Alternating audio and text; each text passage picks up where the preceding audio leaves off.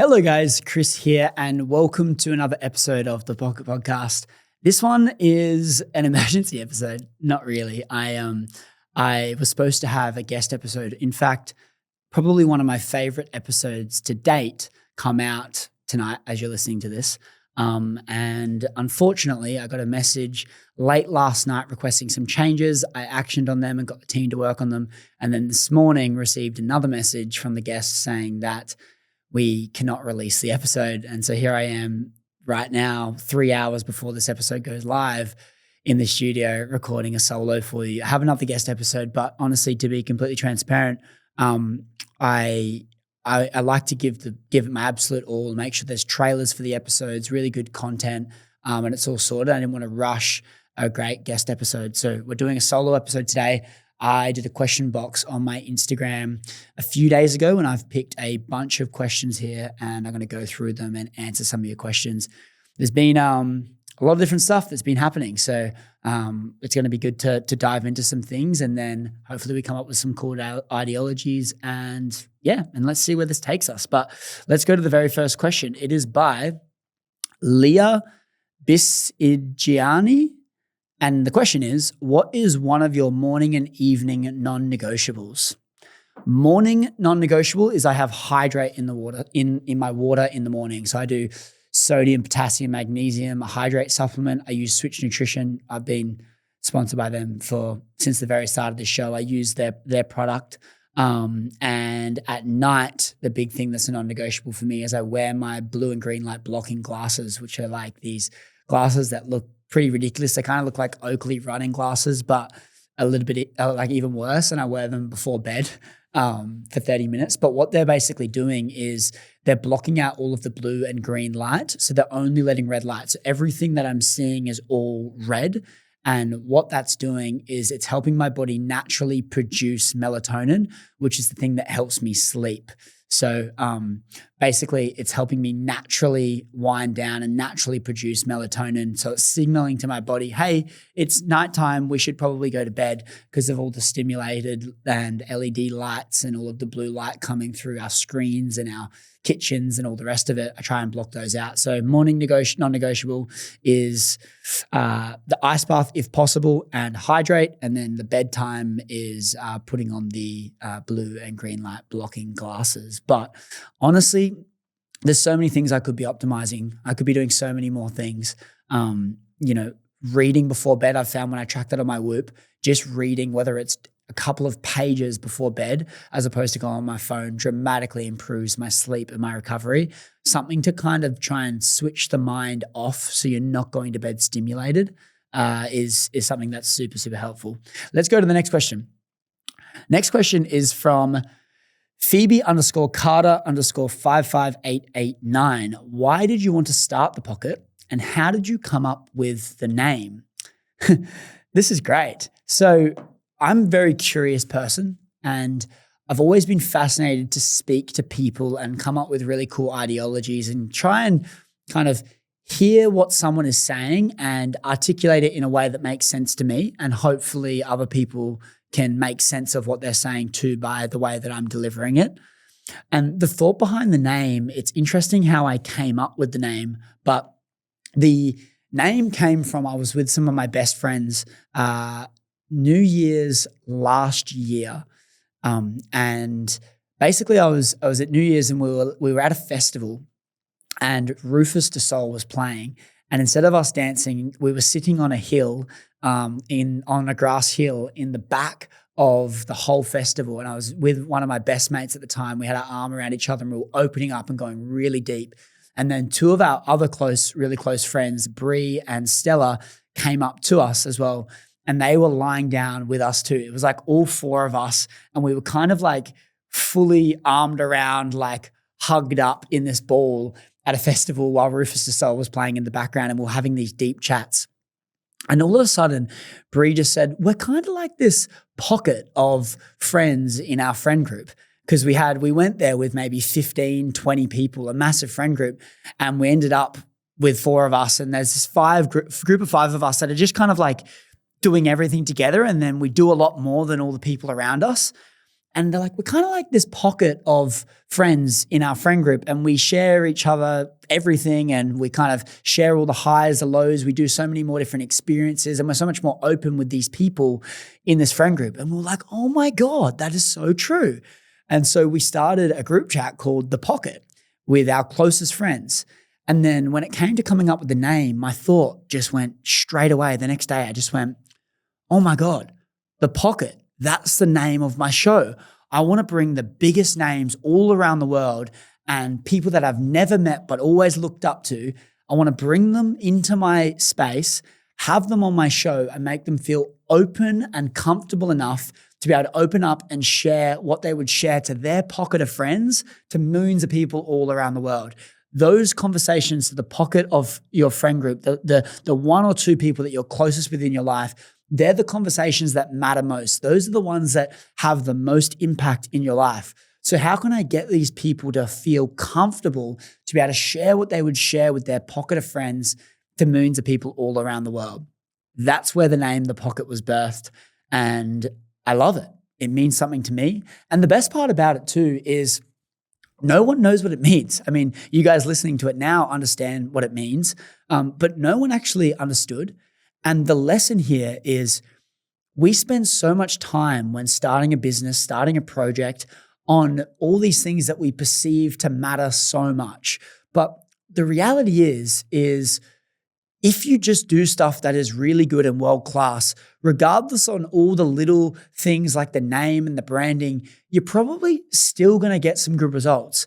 This show built to one of the biggest podcasts in Australia with some really bad branding and a name that no one knew what it even meant. Before I rebranded it to what it is today, which I really like, it was pretty average. It had like a brain and it was brown and yellow, and I kind of had this really ugly brand. But the reality is I just made it on Canva and didn't spend too much time on it. But the lesson here is, yes, I really like the name. I think it's got a lot of meaning to me. And the more I grow and build this show to the biggest one in the world, the more that name's going to be more of a household name. But at the moment, people come across it and go, I don't really even know what it means, but it's The Pocket. and so, yeah, that's how I came up with the name. And the reason I wanted to start it was I want to be able to have real conversations with real people and articulate things in ways that hopefully I can understand my life better and other people can understand theirs too by the way that I'm articulating it. And it just gives me this drive. And, you know, as AI increasingly comes into the world, I think there's going to be more and more of a space for podcasting, because ultimately podcasting is just real connection, real conversation. People are craving tribe and community, and podcasting is a way for people to actually feel connected, because you're listening to hours on end of people conversing and having conversation and talking and sharing value, as opposed to just looking at 30-second clips. So yeah, The Pocket, hey, and it's only just the beginning. Why do you move so many times in not much time? This is from ULZ Lisa. Why do you move so many times in not much time? It is interesting. I've moved a lot. I moved to Sydney when I just turned 18. So the way it worked, I grew up in Airlie Beach in the Whitsundays, North Queensland. I moved to the Gold Coast when I was 12, and then I moved to Sydney when I turned 18. And then when I turned 22, I moved back to the Gold Coast. And then I was in the Gold Coast for like 4 months. And then I moved to Melbourne for 4 months. And then I moved back to the Gold Coast. And that was in November last year, I believe.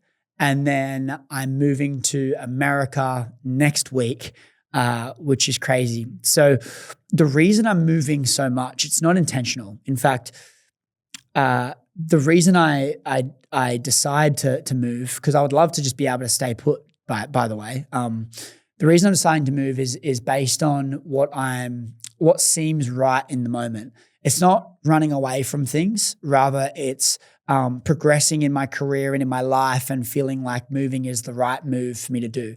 To be frank, moving right now is very uncomfortable. I'm moving to the other side of the world alone by myself. And I love life right now. Life is amazing. My routine's great. My house is great. My sauna and ice bath on the balcony and my whole setup's awesome.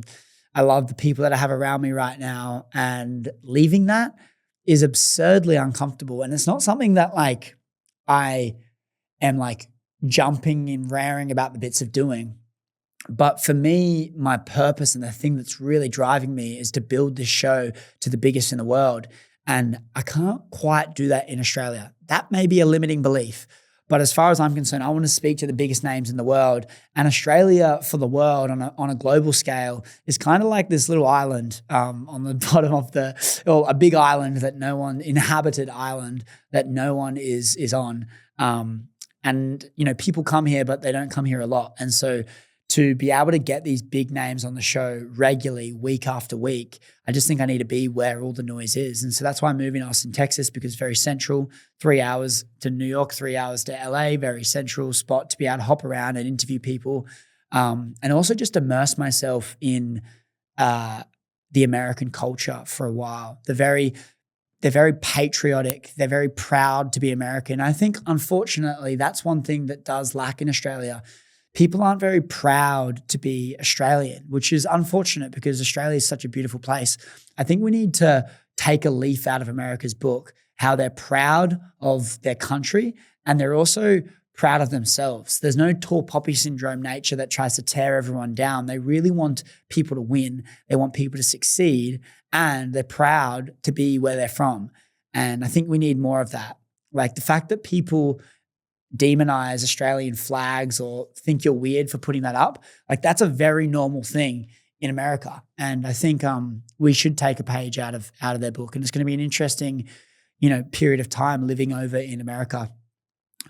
I don't really love the idea of moving around all the time because I think it strips away the consistency of your routine and it constantly puts you in a transitional phase. And I think when you're in a transitional phase, you can't really move the needle as much because you're kind of waiting for what's about to come and you're not taking things as seriously because you're not going to be in them forever.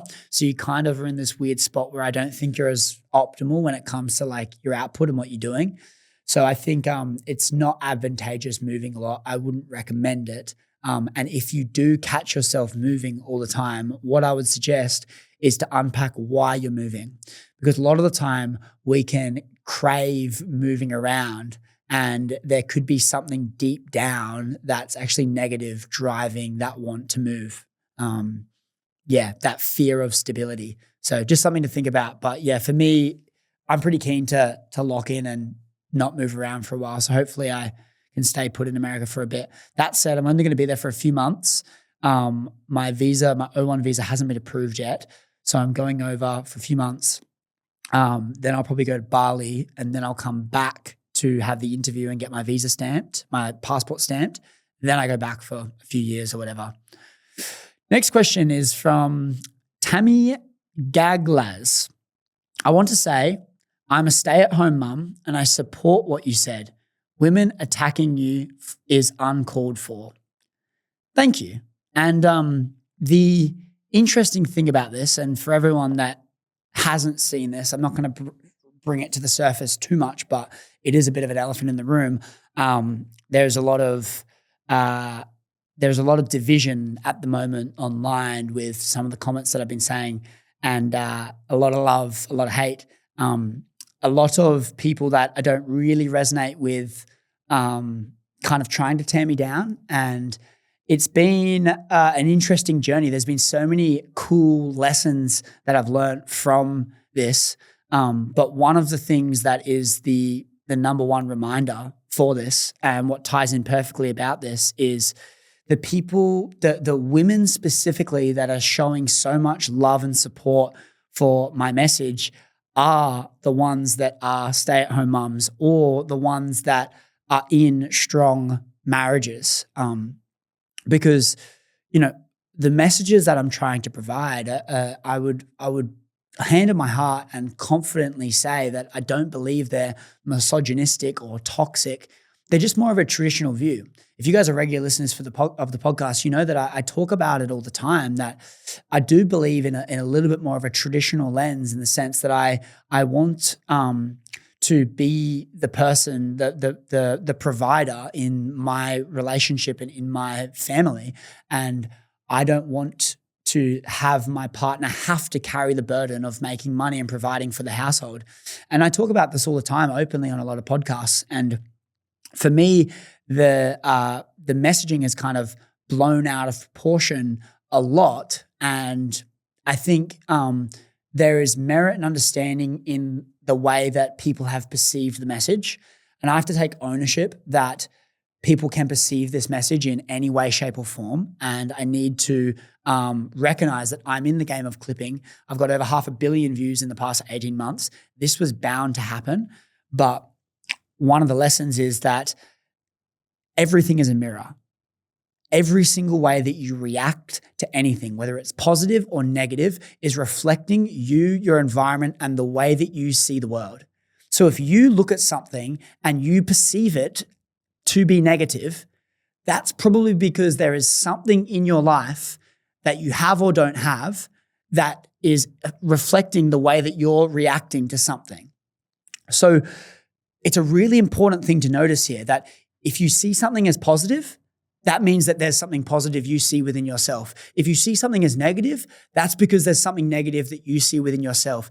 Everything around us, whether it's this camera that I'm looking at, whether it's the way I'm judging the TV screen that's over there, the person that's beeping the horn at me, the red light at the traffic lights, the person that sent a hate message or the person that sent a love message, the way that I'm reacting to absolutely anything, good or bad, is a reflection of me and how I perceive the world.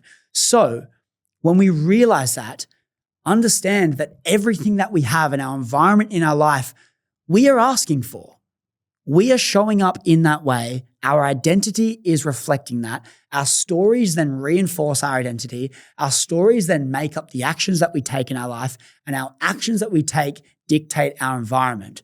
If we don't like the environment we're in, and I mean this in the sense of the people that we have around us, the way we're reacting, the things we're complaining about, anything in your environment, the money that you're making, if you are reacting to this negatively or you do not like it, that is just a mirror placed in front of you and it's reflecting you. And you can choose whether you want to take that mirror and see where the part where you can work on, take ownership and grow, or blame the frame around the mirror.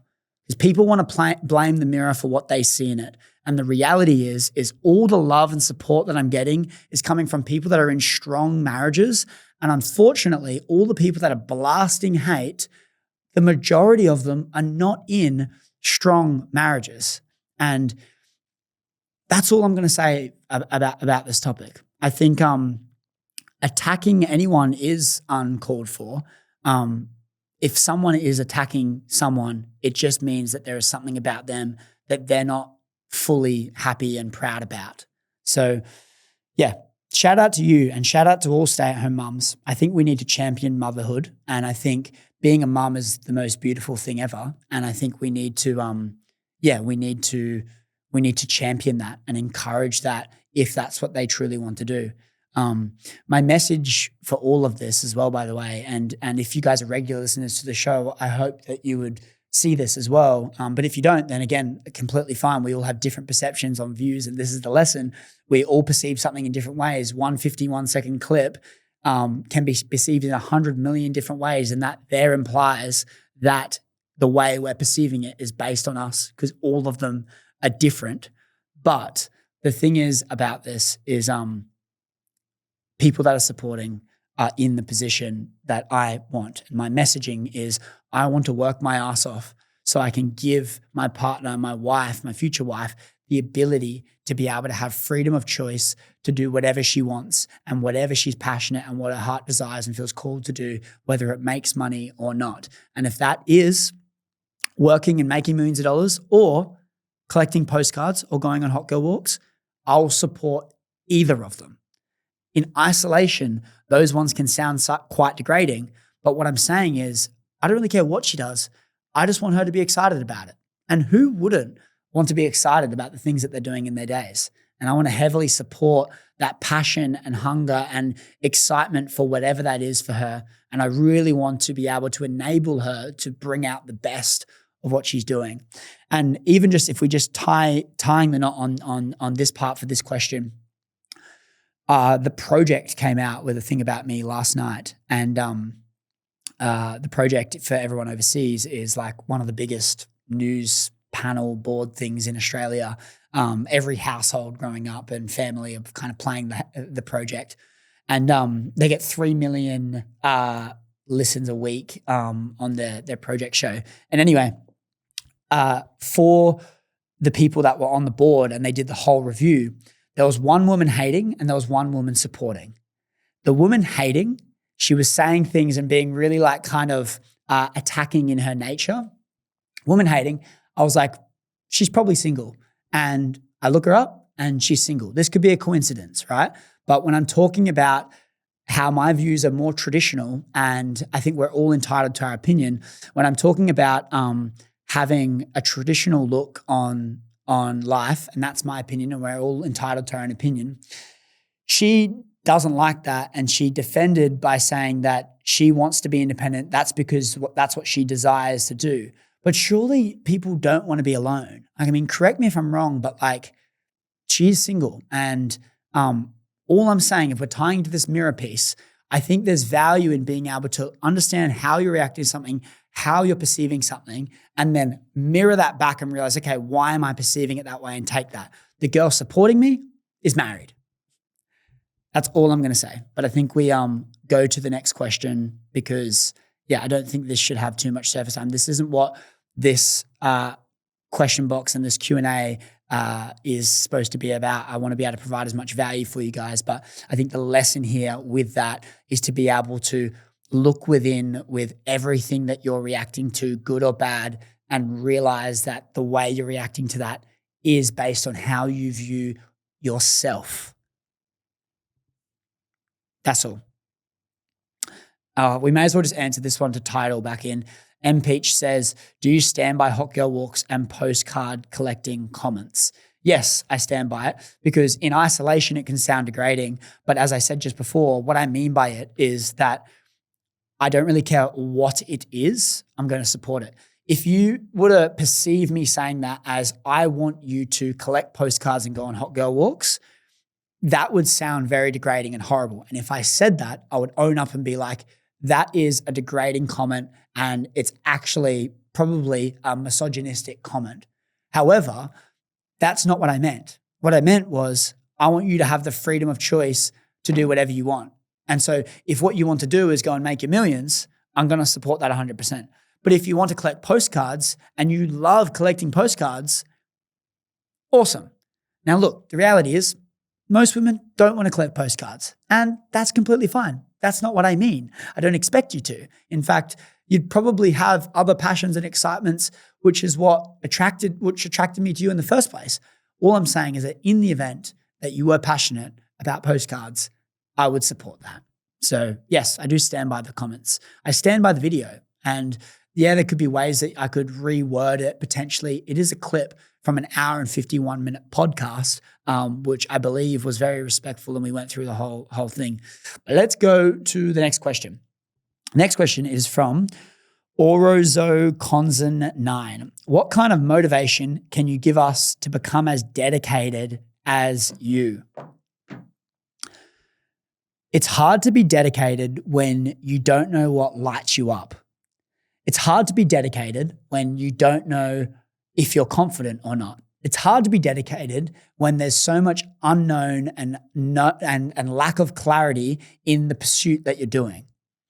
But that's the thing, is you're never going to have all of those things at the start.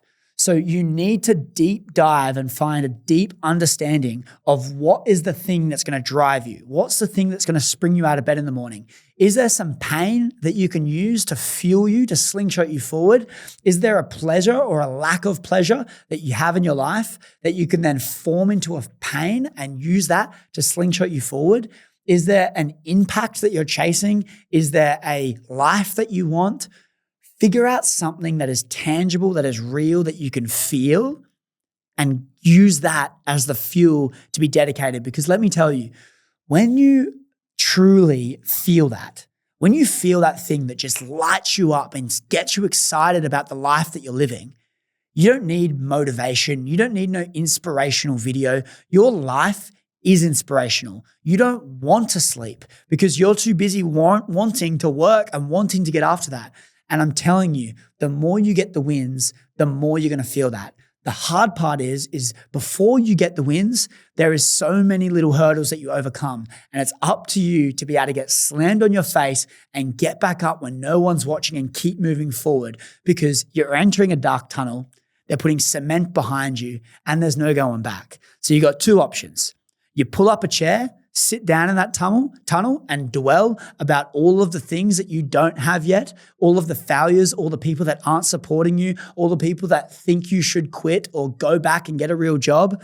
You can sit there and dwell in all of that, or you can stand up, stomp on that chair so it's crushed you don't even have that option, and keep taking steps in the dark and hope and trust in the process that you will get to the other end. There will be light, and that light will be fucking bright. And when you see that light, you'll just be thankful that you didn't stop. You kept going. You kept persevering even when you didn't even know where your next step was because it was so fucking dark. And I can guarantee you that it will be dark. And so your ability to keep going in those dark times is the thing that stacks the confidence, stacks the evidence that you are who you say you are. And when you have all of those things, let me tell you, you're going to be so fucking dedicated. And you're not only going to achieve all the goals you set out to achieve, you're going to achieve far greater. And for that, I say fucking take the leap. If you're on the edge of something, give it a red hot crack. If you don't really know what people are going to think, fuck them. If you truly want to do something, please take the steps required to get there. And if you don't know what the steps are, taking steps is better than not even taking any at all. Let's go to the very next question. Grace Jolas, what are you most excited about for moving to Austin? I am excited for the people. I'm excited to meet some new faces. I'm excited for, especially with all the stuff that's gone on in the last week in Australia for me, I'm excited for all of the people I'm going to be able to meet.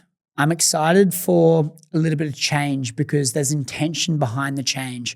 I'm embarking on a new journey that's very unknown.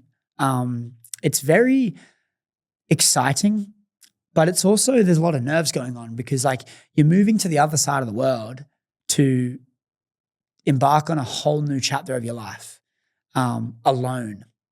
And so I'm excited to meet new people. I'm excited to train hard and be in the sun. And I'm excited to just explore. I'm excited for more solitude. I'm excited to be able to reflect. I'm excited to be able to do things for me and not worry about having to please anyone else, which I kind of do now, but I'm excited to just be alone. And when you're a lone wolf, you kind of don't really second guess things as much. You just do it. And I'm really looking forward to that. But yeah, I mean, Austin's been on the cards for a while now. I've really wanted to move here. So I think I have a lot of feelings about it, but overall I'm very excited overall about a lot of different things. So yeah, meeting new people would be the number one. Next one's from _Margaret. Go back to a younger year and tell yourself, let's try this one more time. Go back to a younger year and tell your younger self one thing. That one thing for me a year ago is you asked for this. You asked for all of the things that are in your life right now. Everything, truly, everything is so perfect. Like if you think that you're not supposed to be here right now, you got it wrong. Everything is perfect, divine, and right on time. Everything's meant to be. All the hate that you might receive, that's meant to be. All the money that you're making or not making, that's meant to be. You asked for everything that you have in your life right now because, as I said earlier, your environment is only dictated by deep down your identity, the way you're identifying, the stories you're telling yourself, the actions you're taking, which is then resulting in the environment. And so my advice for this person in a year's time, for me in 1 year, in 2 years, in 5 years, in 10 years, don't complain about having a full plate when you ask to eat. All the things on your plate right now you asked for. And if you don't take ownership on that, you're delusional. You're fundamentally wrong. Everything that we've had in our life, you can find a way to take ownership from it and take ownership. Whether you're in a good spot, whether you're in a bad spot, whether you pat your back or whether you've been a bit annoyed at yourself. Everything that you are doing right now is because you asked for it. And when you get caught complaining, Chris, in the future, remind yourself that, mate, you wanted this. If we take this thing right now where the whole country is starting to attack me, right? If we take this example and apply it into this framework, right? I post controversial things like traditional values in a kind of left-leaning environment like Australia. If I post that stuff, I've got to be prepared for people to perceive it in a different way. Now, as I said earlier, what I meant by that thing and how people perceived it is two different things. But I've got to take ownership. I'm the one that said it. I'm the one that approved the editing team to edit that. And then I'm the one that pressed post. So when I do that, I have to take ownership. I asked for the hate. I asked for this. The second thing is you have been posting consistently 72 weeks in a row of podcasts. You've been posting these episodes week after week. Your goal was to grow. And when you grow, there's people that are going to want to come after you. And the reality to that is there's no denying that. There's no way this would have been blown out of proportion the way it is if I was just some small, insignificant person. And I know this because I've said things that are far worse, but the video's only got 2 views, and so no one's seen them. And so, things are going to get blown out of proportion the more you grow. There's no massive person that you follow online that hasn't received any scrutiny. So if I'm perceiving this as a negative thing, which I'm not, everything is so perfect. The story I'm going to be able to tell off the back of this, because I can't share it now, but there is so many amazing things that have fallen into line at the exact same time that things have been trying to crumble away. And everything, the synchronicities of life are so powerful and so perfect. And I'm so grateful for everything that's happened. So I would just say to myself, if I was being told to speak to myself in a year's time, I would say, do not complain about having a full plate when your goal was to eat, because everything that you have in your life, you asked for. Next question. Lucas.Woodhouse. Not a question, but I think I'm going to do it. Take the leap. Quit 9 to 5 and go all in on me. Fuck yes, brother, because you said you think you're going to do it. What are the things that are stopping you? Because what do you have to lose? That 9 to 5 job, you could probably get another one.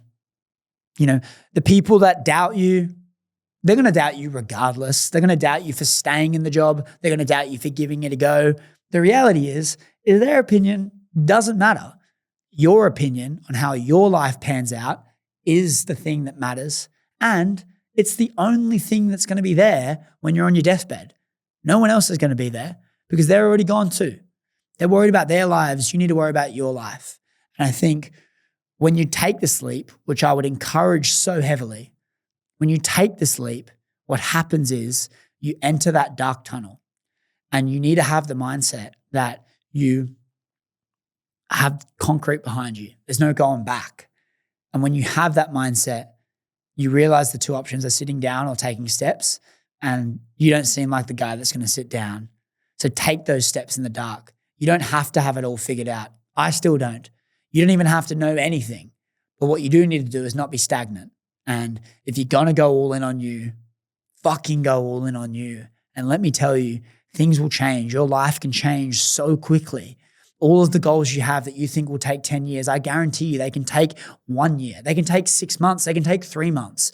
When you go all in on you and you quit all the excuses, all the complaining, all of the people that are doubting you, when you chuck everything in the bin and just go all in on you, what happens with that is things start to change dramatically. You start to improve dramatically. You start to find all the things that work and what don't work.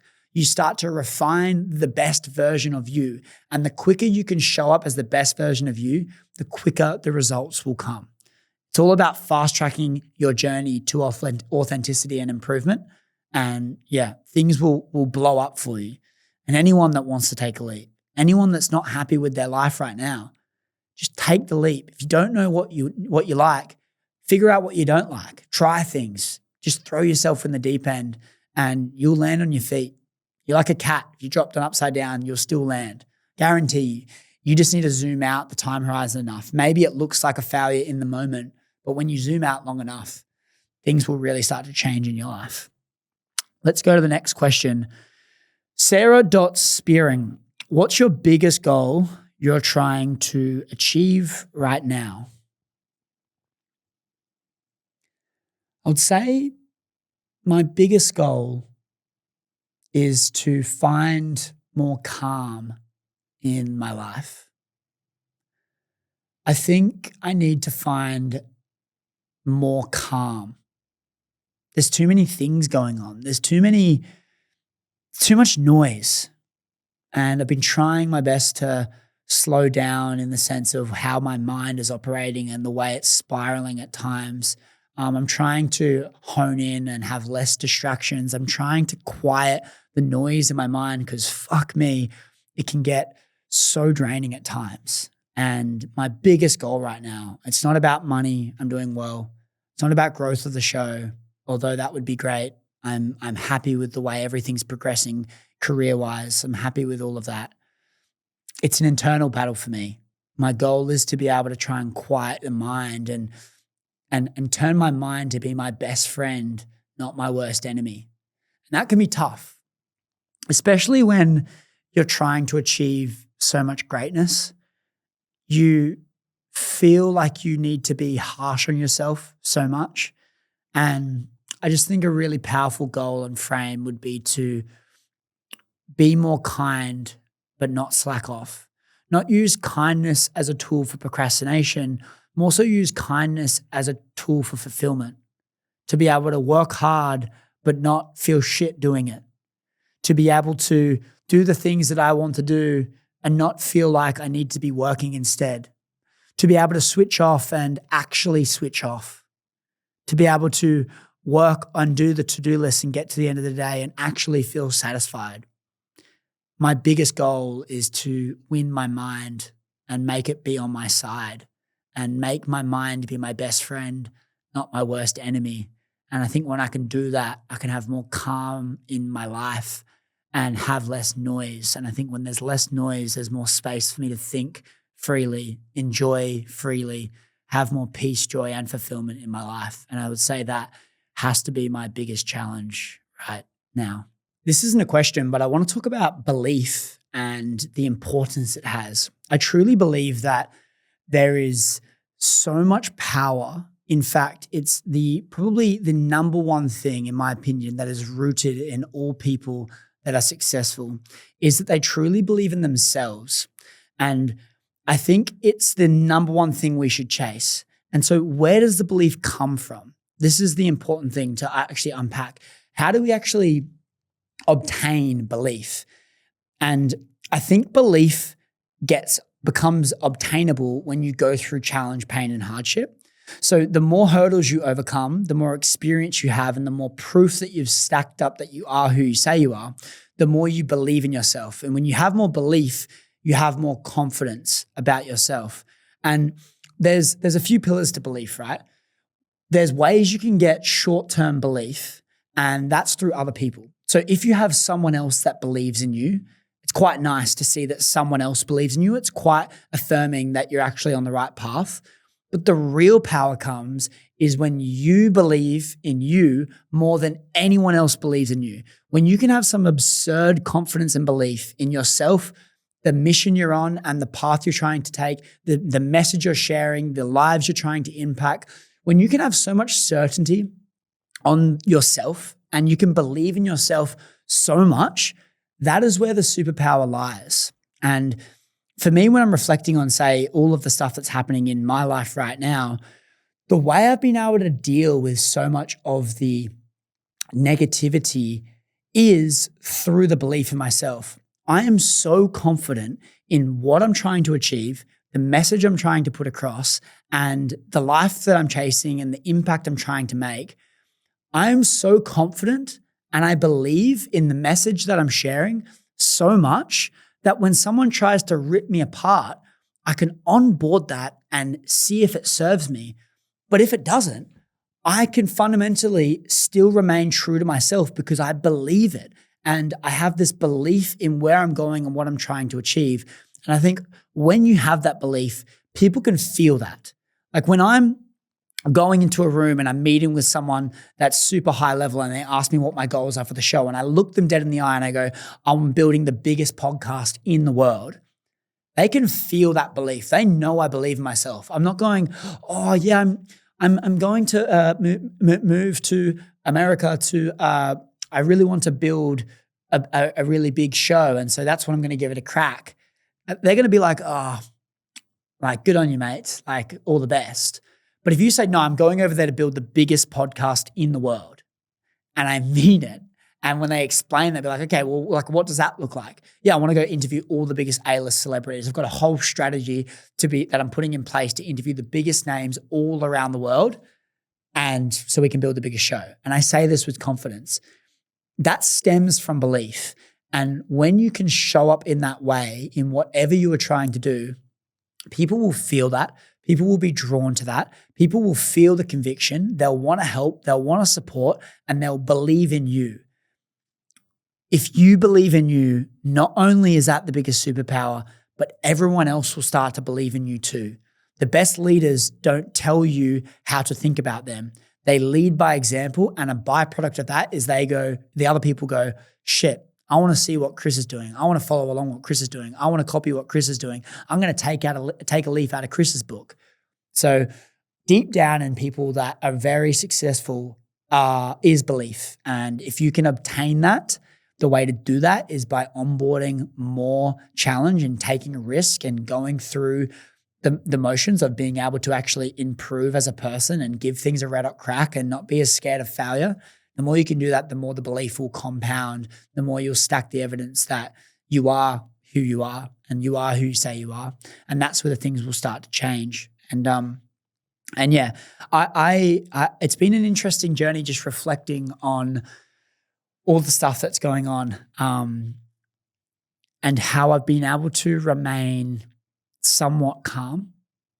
Like, I really wish I could tell you some of the stuff that's going behind the scenes, but just stay tuned. It's going to be probably the most amazing story that I'll ever be able to tell, and I'm looking forward to it. But it's crazy, the synchronicities of life, the perfectness of life. Everything about life is so perfect. And when you can truly believe in that, and I think this is why religion and God and Jesus has gotten such a great grip and response. Christianity and believing in a God, I believe, has gone so well because there's so much freedom in being able to put a problem or a challenge onto him and be like, oh, this is meant to be. This is divine timing. This is perfect. And I haven't really got to the stage of subscribing to any religious beliefs, but I do have a belief that there is a higher power. There's something steering this. It can't be me, man. Like, everything that happens and how perfect it all is, when you zoom out and look at all of the synchronicities of your life, all of the moments where things have just fallen into place, the puzzle has just been perfectly pieced together. That can't be a fluke. It can't be all on you. It has to be something greater. Admittedly, your actions reflect that environment. So the way that you're showing up is reflecting that. However, there's some crazy divine timing and perfectness about life. And I now have this utmost confidence about that. So when I'm presented with a challenge, I can feel that it's meant to be. And it just feels so surreal and so special. So yeah, I'm very grateful for that feeling. And I encourage everyone else to, if they're going through a challenge, to try and feel how perfect it is. Look for the good in all of the madness or the noise or the clouds that you might be going through. Let's see if there's any more questions I can answer before we close this out. Katie Jones _29 said, you inspire me on the daily, but how do I get my shit together like you? Asking for a mate. The way I believe you can get your shit together is by eliminating all of the things that don't serve you as the very start. Because what can be very hard when you don't love where you're at in your life right now, you are probably filled up with too many things that aren't serving you because you're not allowing for any free space to invite new things into your life that do serve you. So my first step if I was not happy with where I was at in my life right now, what I would do is I would try and assess all the things in my life that serve me and that don't. Or remove all the emotion from this and think about all of the things that are actually impacting my life for the better and how many things and all the things that are impacting my life for the worse. The goal would be to eliminate as many of the things that are impacting you for the worse and increase the amount that are impacting you for the good, or even eliminating the things that are impacting you negatively and just allowing that free space in your life for you to be able to invite more things in. Because it's very hard to try and find a new way to get your shit together if you're just clouded with so much shit. As we said at the very start of this conversation, understand that everything's a mirror. If you can be so self-aware and just aware of everything, you can realize that the way that you're showing up is just mirroring you. So if you don't know where to start, think about and be conscious of all the ways that you're reacting to things in your life. And what you'll find is all of the things that you're reacting to negatively, you can take that and go, okay, what about me is negative that's making me react so negative? And the more we can identify them and be aware of them, the more we can know where to improve. If we don't know where to improve, how are we supposed to improve? So finding the areas that need improvement is the very first step. Then once you've done that, it's a matter of sharpening the sword, having this free space to be able to invite more things into your life. And then when you can invite more things into your life, then you sharpen the sword again. What are the things that I've just invited in that serve me, that don't serve me? Disregard the things that don't serve me, increase the amount of things that do serve me. You'll eventually get to a point where you've got a life that has so many things in it that serve you that you feel empowered, you feel inspired, you're jumping out of bed in the morning, you're making progress towards your goals, your relationships are thriving, your health is thriving. Before you have the understanding on what serves you and what doesn't, it's very hard to know where to put your attention. So I'd be understanding that first, and I'd be very aware of the things that you are negatively perceiving in your life, because those are direct opportunities for you to come back and go, okay, how can I actually grow from this? And this is why the question around, like I answered on my Instagram story about the Laura situation of how she's been hating me a lot, when the question was, do you feel attacked by Laura? And the answer is no, I don't feel attacked. It's not personal. It's all mirroring her. The things that she doesn't like about what I said is just a reflection of her environment. The way that I'm perceiving the way she's mad at me is a reflection of my environment. If I'm happy with how I've handled how she dealt with me, it's a good sign that I'm in a good spot. If she's not happy with the way that I've said things, it's a sign that there's probably things that she could work on. We need to just take everything that we're seeing, we're perceiving in our life as lessons for us to improve and grow. Just on that topic, I have a whole thing that a conspiracy theory that I believe this whole thing could be set up potentially. And because I feel like this, there's actually no feeling of like being attacked or whatever it is. I just know that it could all just be set up and she could just be the puppet that is doing all of the talking, and I could just be the victim that's been plugged into this whole system. But how's this for a thought? And we'll close out the podcast on this, and then I just want to ask for a couple of favors off the back of this. But how's this for a conspiracy and a thought? I interviewed Steph Claire Smith, who is Laura's partner, who obviously they've both been trying to attack me online. And I interviewed Steph Claire Smith, and before we recorded, I spent 2 hours with her. Before we recorded, I asked her why she chooses to be with a network. She's with a massive network called Listener with her podcast, and she's got a massive audience. So I was like, why don't you just be independent and not be with the network?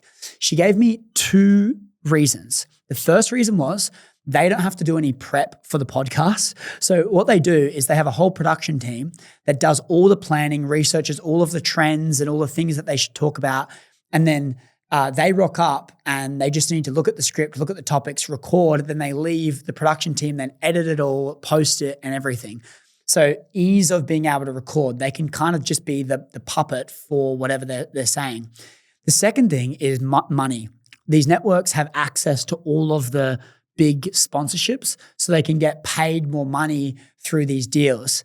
And then that's why there's no video on their podcast. If you look at big podcasts that are with networks and they have no video, the reason for that is because the way to have dynamic ads in their podcast is to be able to plug them in. You can't do that with video. You need an RSS feed, at least in the outdated system that podcasting is.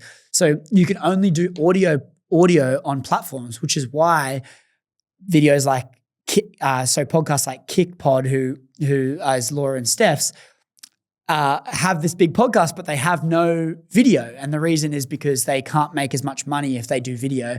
So that's why you have to listen to it. And so anyway, with all that said, this is what she said when I interviewed her probably like 10 months ago or something now. So if we apply that, and then what happened is they posted a video that I posted a month before she posted it. So I already posted the podcast, the video that they're trying to slam, a month before. So it had got some views prior, and the video then kind of just didn't get any more views.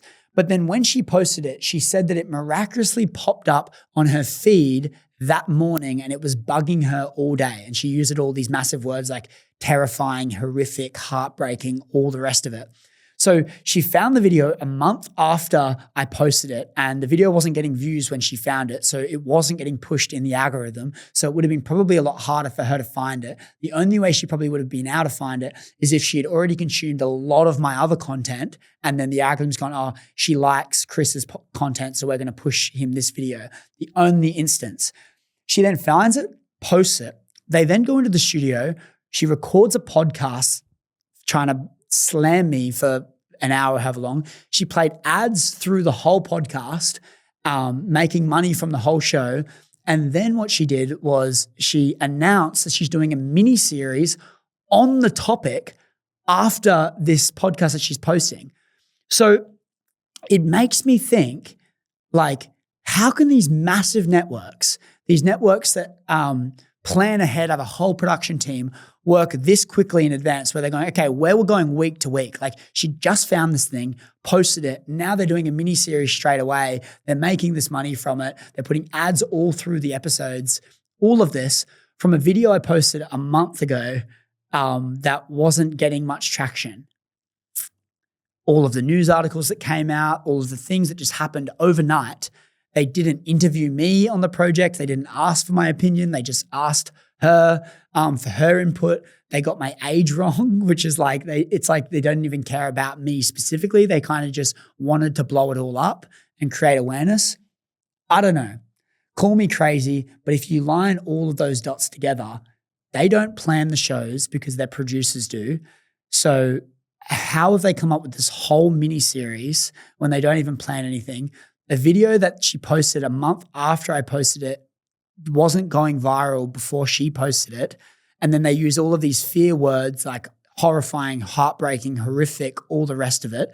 And then we apply just the mirror of like the way she's reacting is probably just an environment of her. I don't know. I'm not taking it as an attack. I'm just taking it as this was probably all planned. It's a conspiracy, probably a controversial take.